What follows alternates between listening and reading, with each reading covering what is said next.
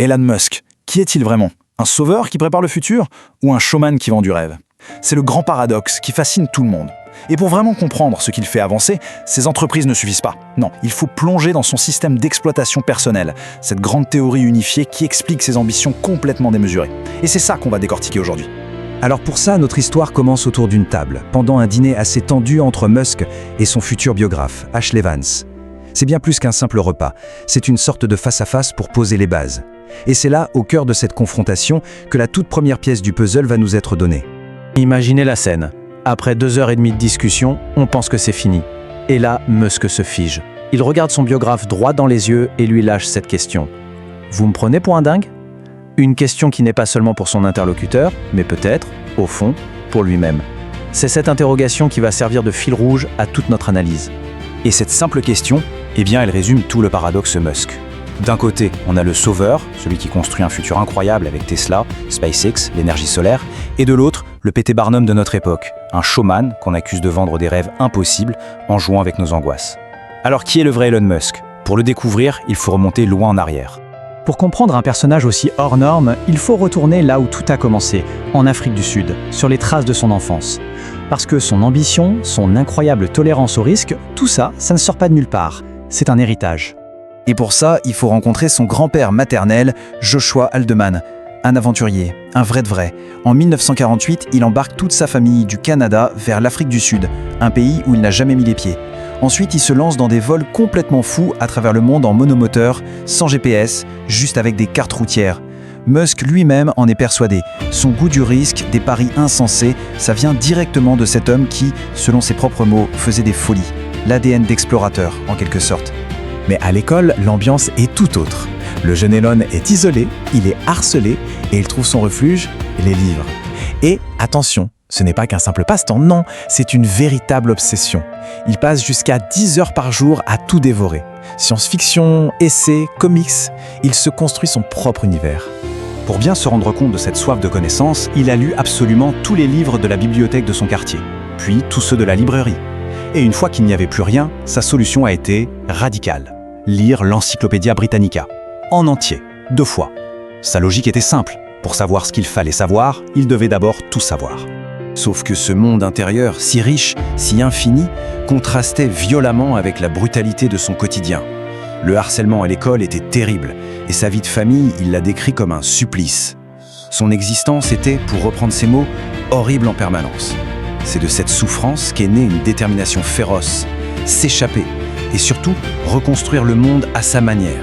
Et c'est justement de ce cocktail explosif, l'isolement, la souffrance et cette passion pour la science-fiction, qu'allait naître sa grande mission.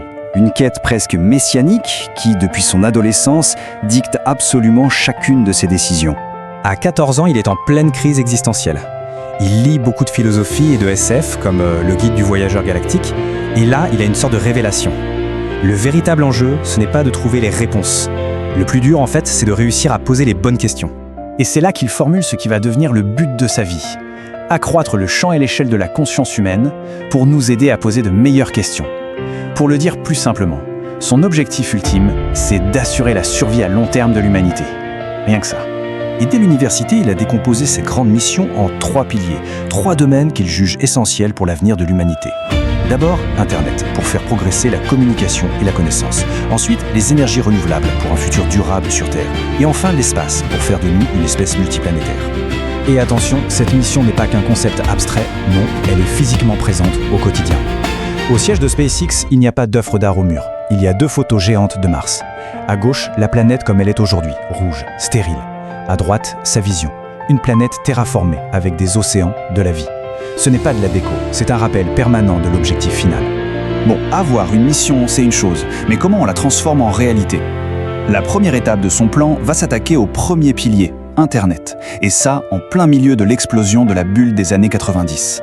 En 1995, il fonde sa toute première boîte avec son frère Kimball, Zip2. Il faut imaginer un annuaire d'entreprise en ligne, mais avec des cartes interactives. C'était un peu comme un mélange de Google Maps et de Yelp, mais des années avant leur existence. Et la première version du code, c'est lui qui l'a écrite, tout seul. Le rythme de travail est juste infernal. Les 2 frères dorment littéralement au bureau. Mais leur acharnement finit par payer. Le succès est fulgurant et en 1999, à peine 4 ans plus tard, le géant de l'informatique Compaq rachète Zip2. Montant de la transaction, 307 millions de dollars. Premier pari, première grosse victoire. Et ce qui est vraiment révélateur, c'est ce qu'il fait avec sa part du gâteau, 22 millions de dollars. Pas de yacht, pas de villa de luxe, non. Il réinvestit la quasi-totalité dans son idée folle suivante, une banque en ligne qui s'appelle X.com. Un nom qu'on connaît mieux aujourd'hui sous celui de PayPal. Pour lui, l'argent n'a jamais été le but, c'est juste le carburant pour la fusée d'après. Avec le capital de la vente de PayPal, il a maintenant les moyens de s'attaquer aux autres piliers de sa mission. Fini le virtuel, place au monde physique, au concret. Il va désormais appliquer sa vision et sa détermination à des problèmes bien plus grands, les voitures électriques, l'énergie solaire et les fusées.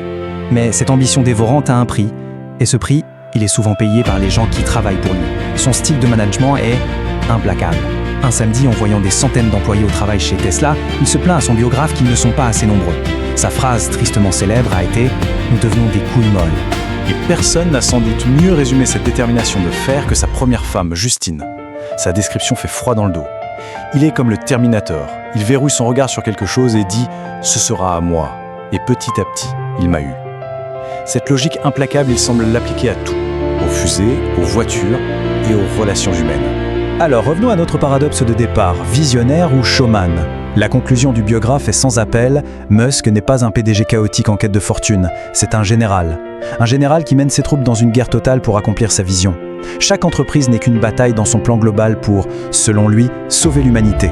Ce qui nous amène à la toute dernière question, la plus importante peut-être. S'il est vraiment un général en mission pour sauver l'humanité, alors quel est le prix à payer pour l'armée qui combat à ses côtés ? Quel est le coût humain pour être un soldat de la révolution Musk ? La réponse à cette question est sûrement la clé la plus profonde de son énigme.